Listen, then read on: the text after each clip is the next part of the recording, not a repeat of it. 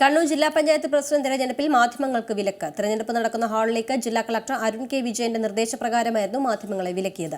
അതേസമയം കണ്ണൂർ ജില്ലാ പഞ്ചായത്ത് പ്രസിഡന്റായി കെ രത്നകുമാരിയെ തെരഞ്ഞെടുത്തു. 11 മണിക്ക് നടക്കുന്ന കണ്ണൂർ ജില്ലാ പഞ്ചായത്ത് പ്രസിഡന്റ് തെരഞ്ഞെടുപ്പിന് മുന്നോടിയായി ഹാളിന് മുന്നിൽ പോലീസ് സുരക്ഷ കർശനമാക്കി.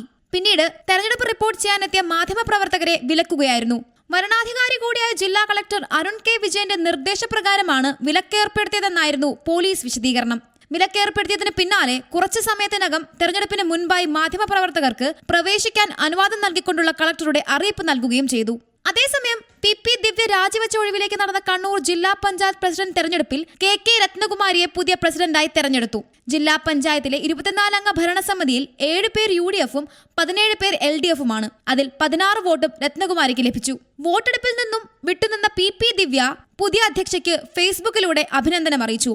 കണ്ണൂർ ജില്ലാ പഞ്ചായത്തിന്റെ നേട്ടങ്ങൾ എണ്ണി പറഞ്ഞുകൊണ്ടുള്ളതായിരുന്നു ജില്ലാ പഞ്ചായത്ത് മുൻ പ്രസിഡന്റ് PP ദിവ്യയുടെ ഫേസ്ബുക്ക് പോസ്റ്റ്.